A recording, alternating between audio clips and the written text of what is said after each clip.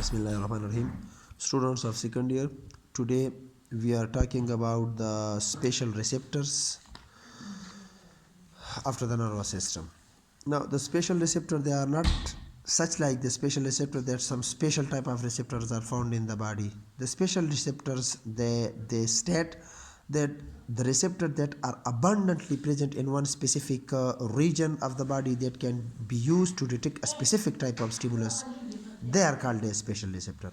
For example, the tongue, it contains receptors for the taste, that is called as gustation. So in our body, it is the only organ that is responsible for this gustation. Similarly, the nose, it contains a receptor for olfaction, yeah, smell. The fingertips as well as some other parts of the body, they are responsible for the tactation, yeah, touch. And then the pain receptor that are present in all parts of our body except the brain. Let's take gustation.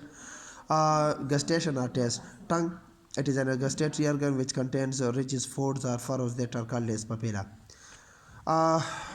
If tongue पे अगर देखें तो there are four different type of papilla. Filiform, that are cone shaped and they are present all over the surface, and that's why it makes the surface of the tongue too rough. Then fungiform papilla, they are mushroom like and they are present at the finger at the tongue side as well as at the tip of the tongue. Then comes foliate papilla. The foliate papilla, they are saw-shaped and they are found on the sides of the tongue. And then circumvallate, these are like flat mounds that are separated by trenches. Then interestingly, all four papilla except the piliform, they contains three different type of taste buds that containing 20 different type of taste cells with fibers or cilia that are responsible to produce the sensations of taste.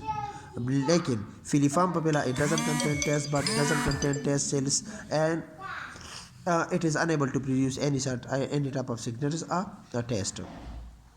But filiform is the most abundant and present in every person tongue. Then there are different conditions.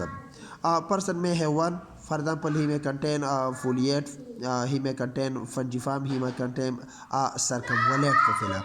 Or a person may contain two functional papilla, that is foliate and fungiform, yeah, foliate, fungiform and circumvallate, yeah, foliate and circumvallate. Yeah, person may contain all the three, foliate, fungiform, foliate and circumvallate. While जो चौथा है, that is a non-functional one. So on the basis of these papilla and taste buds, now there are four different type of condition. For example, अगर एक person है and he contain only filiform papilla, then it means no taste signals are there, and he is said to be taste blind or non-taster. If a person contain one of the condition, and he contain filiform plus fungiform, या filiform plus foliate, या filiform plus circumvallate, तो एक functional papilla आ गया, so he is said to be a taster. So इसी तरह अगर condition number 2 में देखें तो उसमें से दो functional papilla आ जाएंगे, that's why the person is said to be a good taster. और अगर चारों के चारों papilla, तीन functional और एक filiform papilla मौजूद है, then a person is said to be a super taster. Then taste tongue पे अगर देखें तो different region of the tongue, it is responsible to produce signals about the different type of taste. For example, tip of the tongue, it is responsible to detect taste of sweet. Then ये जो side वाला है, it's salty. फिर इसके back पे जो है sour, और end वाला region है, it is responsible to detect bitter things.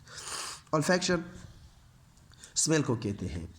Normally, we the human doesn't rely on the smell because we rely on our eyes or on our touch signals. But the other mammals like dog, cat, cow, even sheep, etc., they are dependent on this olfaction.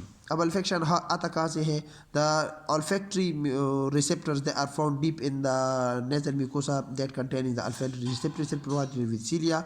There are 1000 different type of receptor proteins, and on the stimulation of these proteins by specific stimuli, then they conduct signals into the cerebrum. Here, for example, this is the whole nasal mucosa that are provided with the receptor cells, provided with cilia, and provided with different type of protein molecules that are when stimulated, it will produce signals.